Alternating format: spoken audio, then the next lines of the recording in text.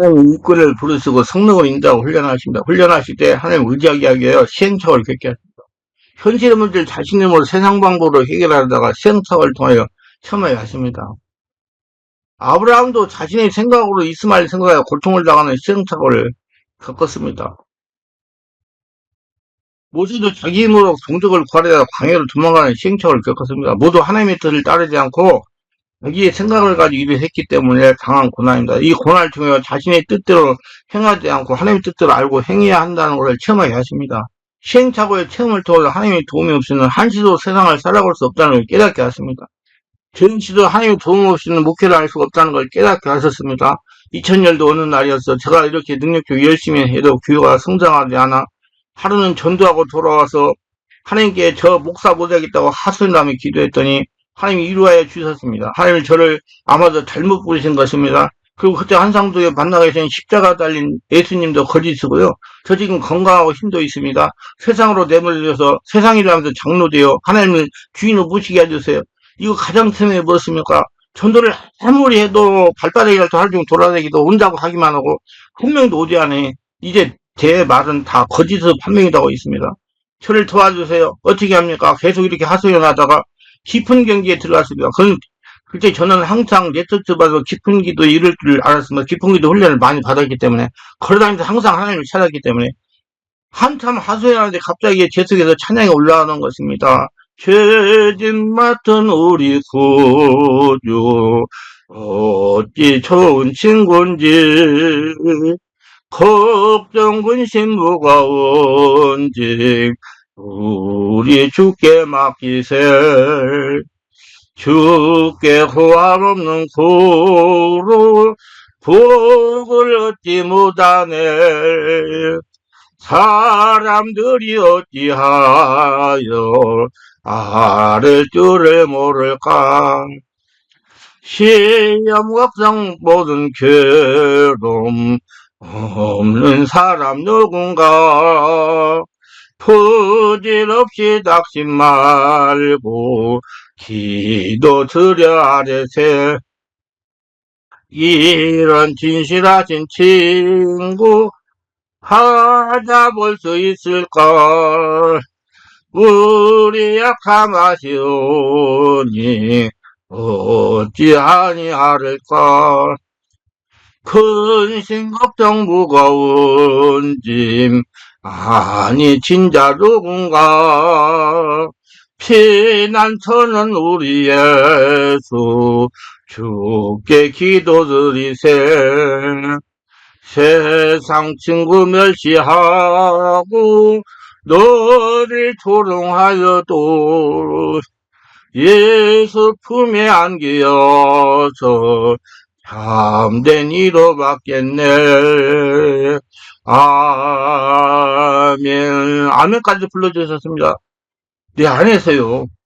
그 찬양을 들으니까 가슴이 시원하고 정말 날아갈 것 같았어요. 그래서 이것이 찬송이가 복음서인가요? 찾아서 자랑을 하려고 우선 찬송가부터 들고 찾았어요. 1장부터 한 구절 한 구절 읽으면서 찾아갔습니다. 그러다 마침내 찾아냈어요. 찬송가 369장 죄짓 맡은 우리 구주였어요.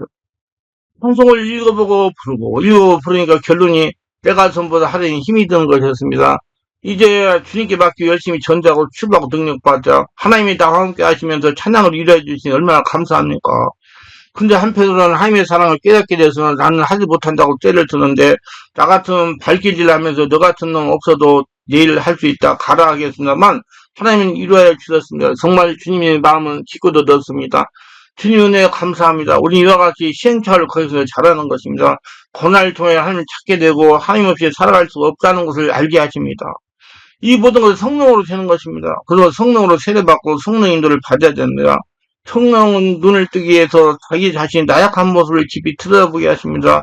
이 눈이 열리기 전에 자신을 보면 모두 자기 위주로 보게 됩니다. 그래서 교만하고 자만하고 혼소를 치게 됩니다. 무엇인지 잘할 수 있다고 합니다. 나무의 흙만 보게 됩니다. 자기의 보는 눈이 아직 뜨여지지 않았겠어 그랬습니다.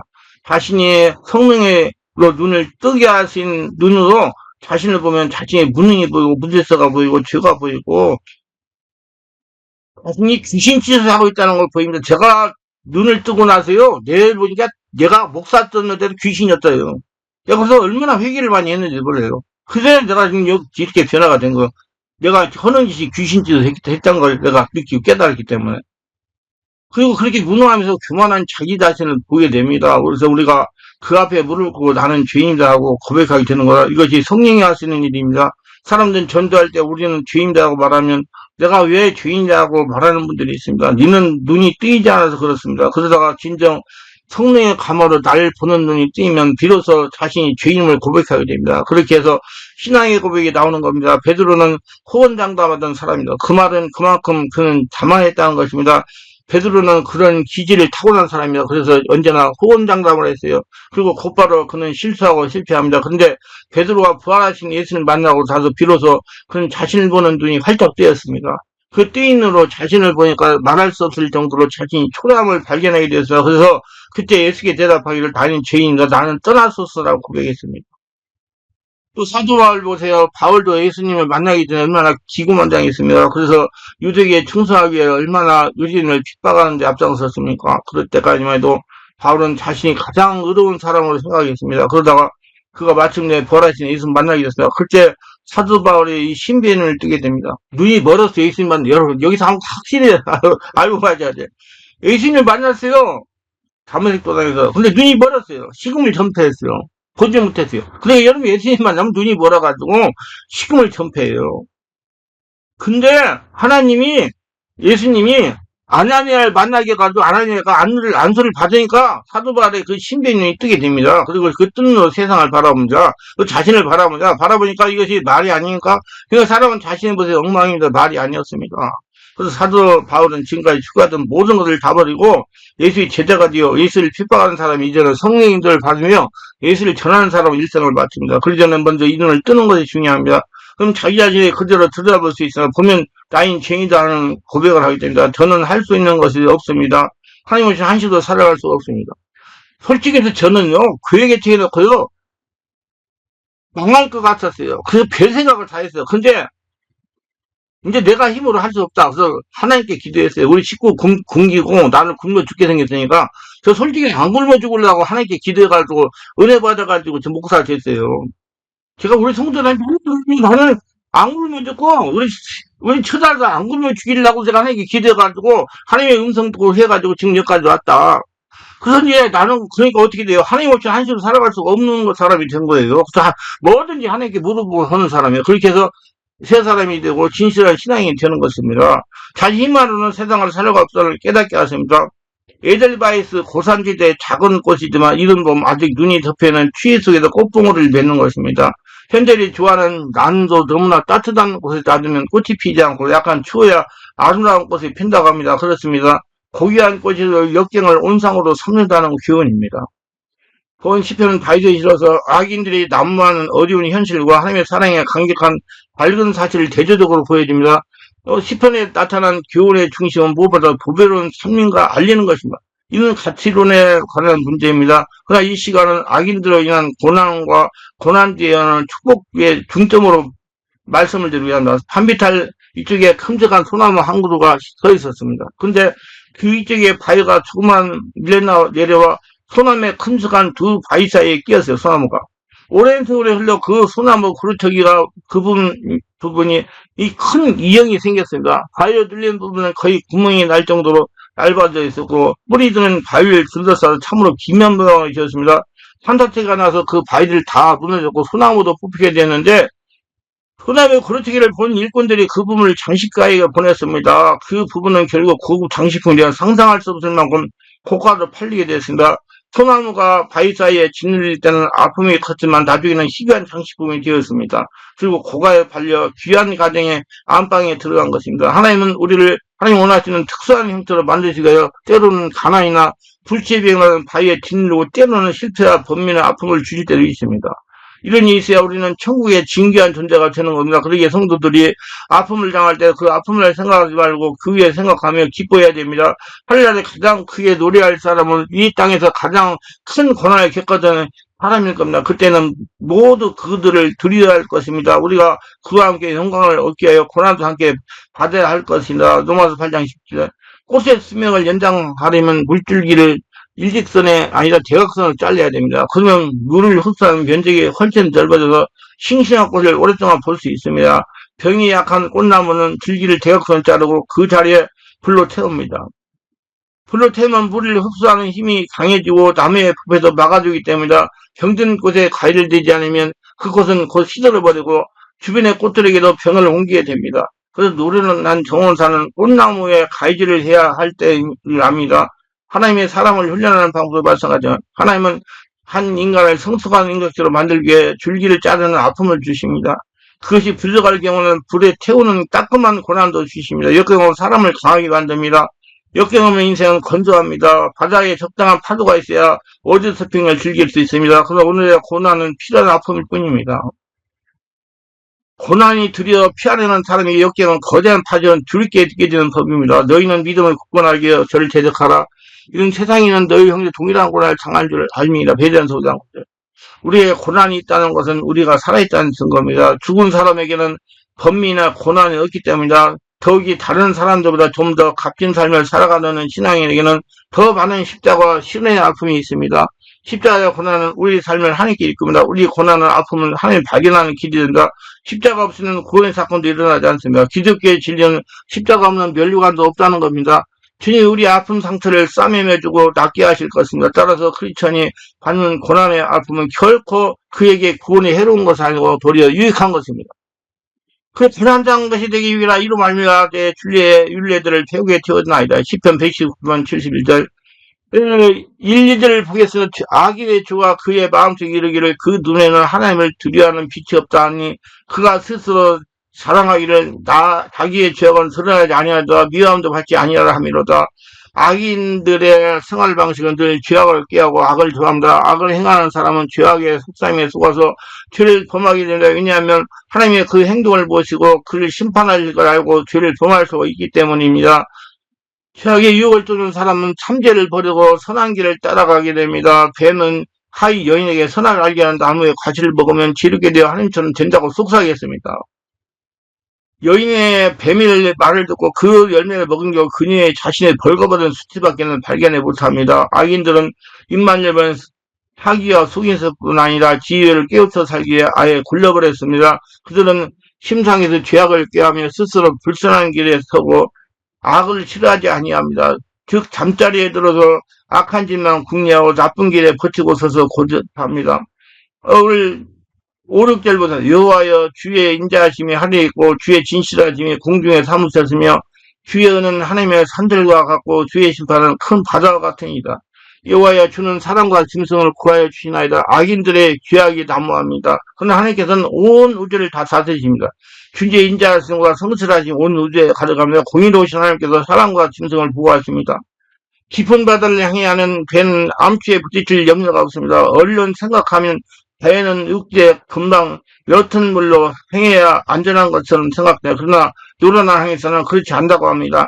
바다는 깊을수록 항해가 안전하다고 합니다. 깊은 바다에는 암초가 없고 장애물도 없습니다. 얕은 물에는 모래바닥도 만나고 암초도 있고 그 밖에 장애물도 있어서 위험한 경우도 있지만 깊은 바다를 항해할 때는 그런 위험성이 전혀 없습니다. 하나님의 판단도 마찬가지입니다. 하나님께서 우리에게 고난을 당하게 하실 때 그것은 우리가 인생을 항해할 중에 가장 안전한 항해가 될 수 있다는 때입니다.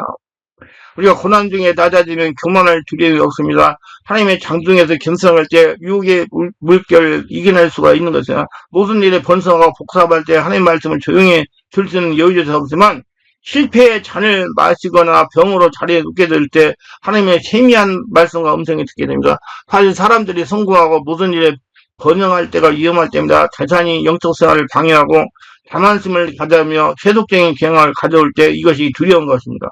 사람들은 부자가 되고 재물 여유가 생길 때 자제하는 일을 잘하지 못합니다. 그래서 방송에 빠집니다. 그러나 환난 중에는 사람은 자신의 모든 문제를 가지고 하나님 앞에 나가기 마련입니다. 그들이 알고 싶은 것은 영원한 사랑에 관한 것이고 믿음에 관한 것이고 하나님 나라 영생에 관한 것이고 하나님의 축복에 관한 것입니다. 이런 사람은 세상에 살 때는 사람들이 보기에는 초라하게 보이고 보잘것없게 보일지라도 그는 고상한 셈을 양호하며 사는 사람입니다. 이렇게 깊은 바다를 항해하며 안전한 항해가 될 뿐만 아니라 발전을 가져옵니다. 고난당할 때는 내가 그렇게 행하였다니 이제는 주의 말씀을 지키나이다. 시편 119편 60.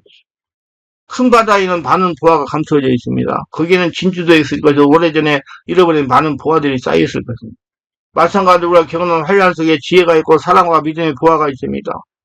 하나님께서 믿음의 보화가 크면 클수록 그를 얻기 위하여 큰 시련을 주시는 것입니다. 시험을 참는 자는 복이 있나니 이는 시련을 견뎌낸 자가 주께서 자기를 사랑한 자에게 약속하신 생명의 멸망을 얻을 것이기 때문에 야고보서 1장 11절. 우리가 당하는 고난이란 우리를 하나님께로 인도하는 불병 같은 것입니다. 우리가 당하는 고난에 파도를 스치면서 우리 영혼을 깨끗하게 씻을 겁니다. 폭풍과 바다까지 더러운 곳을 씻어 항구로 깨끗이 하는 것처럼 우리가 당하는 고난이 폭풍을 통해서 더러워진 우리 심령을 말끔히 씻어주는 역할을 합니다. 그래서 여러분 성령세를 받으면 여러분 잠재의식을 완전히 정리해가지고 다 쏟아서 밖으로 내버립니다. 나의 가는 길을 오직 그가 나를 달려가시는 내가 승같이 나오려. 욥기 23장 10절. 7구절 하나님이여 주의 인자하시며 어찌 그리 법이오신지요. 사람들이 주의 나라에 그 나라에 피하이다.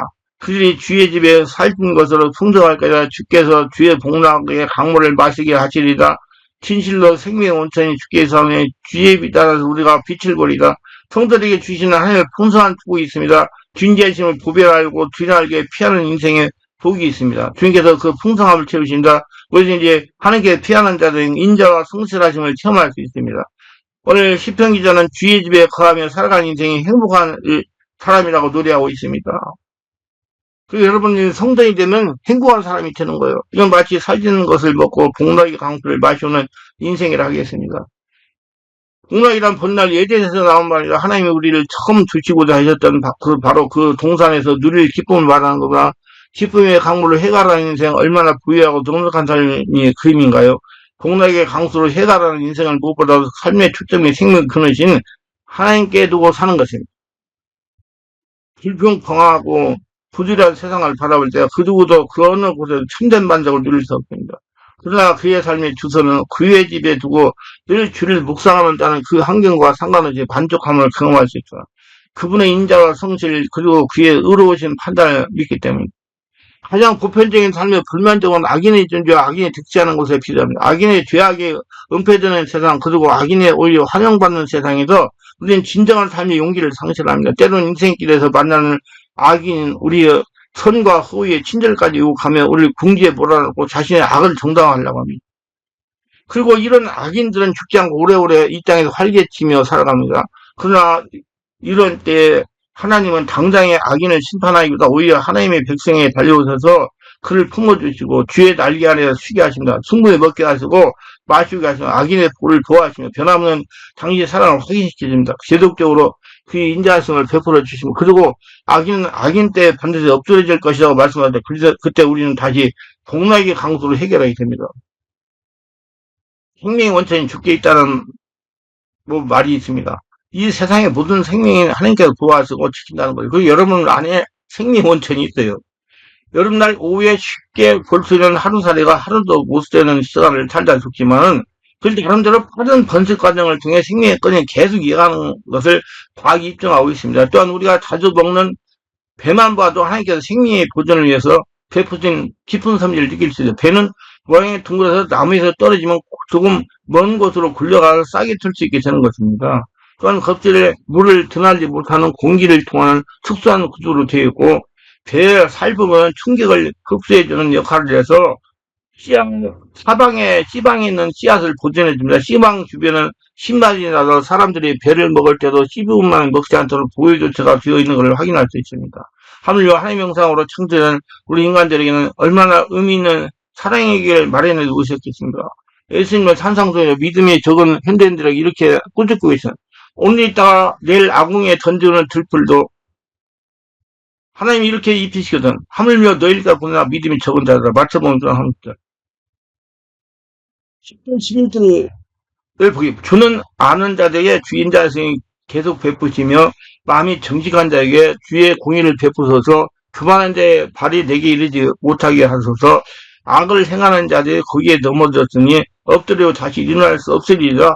신은 주님의 인자성을 간구합니다. 주님의 인자를 갈망하고 그리고 신은 악인의 영향권에 벗어나기를 기도드립니다. 또한 신은 주님께 계속해서 자신에게 신실한 사랑과 의를 부어주기를 간구합니다. 정직한 자의 성실은 자기 인도하거나 사악한 자의 폐역은 자기를 망하게 하라. 잠언서 1장 3절. 정직한 자는 바르고 곱게 사는 사람입니다. 그의 라이프 스타일은 성실입니다. 그는 시간과 장소에 따라 가치관을 바꾸지 않습니다. 그는 일관성에 자기 길을 걸어가는 사람입니다. 이런 사람은 예측 가능한 인생을 살아갑니다. 따라서 누구나 그를 믿을 수 있고 쉽게 따라갈 수가 있습니다. 이런 사람은 주변 사람들을 편안하게 합니다. 근데 사악한 자는 삐뚤어지고 굽은 사람입니다. 그건 라이프 스타일은 폐역입니다.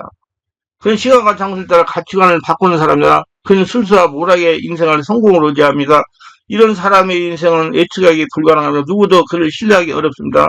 이런 사람이 리더가 되면 주변은 불행해지고 공동체가 늘 혼란스럽습니다. 정직한 자가 누리는 최대 축은 자기가 가야 할 길 인정을 받는다는 사실입니다. 정도를 걷는 사람이 결국에는 정직한 하나님의 구원을 기다립니다. 그러나 사악한 자의 마지막에는 멸망이 기다립니다. 왜냐하면 그는 스스로 가지 말아야 할 길을 천천히 가며 살았기 때문이다. 그는 곧 공의로운 하나님의 심판을 만나야 한다. 무엇이 한 사람을 정직한 사람 만들고 무엇이 또 한 사람을 사악한 사람 만드는 것일까요? 첫째는 믿음의 차이입니다. 정직한 사람은 정직한 결말을 믿었고 사악한 사람은 악한 의도를 믿었습니다. 그리고 다음은 습관, 정직한 사람은 정직을 습관으로 만들었고 사악한 사람은 술수를 습관으로 살아온 겁니다. 나의 방패는 마음이 정직한 자를 구원하셔서 하나님께 있더라. 시편 7편 10절. 이런 말씀을 듣는 분한테 건너가시는 분이 계십니까? 여러분 고통스러운 그 소리가 하나님께 나아가는 기회가 될 것입니다. 부르세요. 죄하고 하나님의 주인을 인정하는 기회가 될 것입니다. 무엇인지 하나님께 문의하여 지혜를 받아 해결해야 된다. 하나님의 지혜를 받아 일을 하니 잘 된다는 걸 깨닫게 될 것입니다. 그러면 믿음이 자랄 것입니다. 하나님은 특별하신 방법으로 우리에게 은총을 베푸셨습니다. 우리는 고난의 깊은 바다 속에서 보화를 찾아내야 가장 큰 고난이 가장 큰 축복이 가져온다는 사실을 기억합니다. 굳이 당신의 고난과 슬픔이 하나님의 은혜와 찬송과 기쁨으로 변하시기를 축원합니다. 자, 영적인 사람 바뀌려면 하나님 같은 신적인 사람 바뀌려면 성령의 세례 받고 성령 충만 받고 성령 인도를 받으면 노력해야 됩니다. 그래서 제가 여러 가지 책을 많이 했는데 102가지를 대표했더라고요. 그 책을 좀 많이들 읽어보시고 영적으로 많이 바뀔 겁니다. 어떤 목사님이 저희 그러대요. 목사님 책을 읽다가 다른 사람 책을 신겨서 못 읽어요. 그래서 목사님 책만 읽으려고 그러더라고요. 내가 체험적으로 많은 것을 체험해가지고 기록한 거기 때문에 분장을 한다고 했어요. 예, 거의 30년 동안. 기도합니다. 오늘도 저예술교 끝까지 시청하시면 축복하셔서 구독자와 알람 설정 공유하시면 축복하시고 은혜 통한 성령 충만하고 깊어지고 뜨거워지고 주께 영광 돌리고 은혜가 충만하고 우리 하나님의 뜻을 발휘해서 시행착오 고통당했을 때 원망 불평하지 말고 하나님께 기도해야 할 지혜를 받아 해결함으로 하나님이 나의 주인이며 하나님이 살아계심을 날마다 체험하며 하나님 인생의 내 행로의 주인이라는 걸 기회받았고 하늘 복을 받은 사람은 복된 자가 다 되게 하소서 예수님 이름으로 기도드리나이다. 아멘.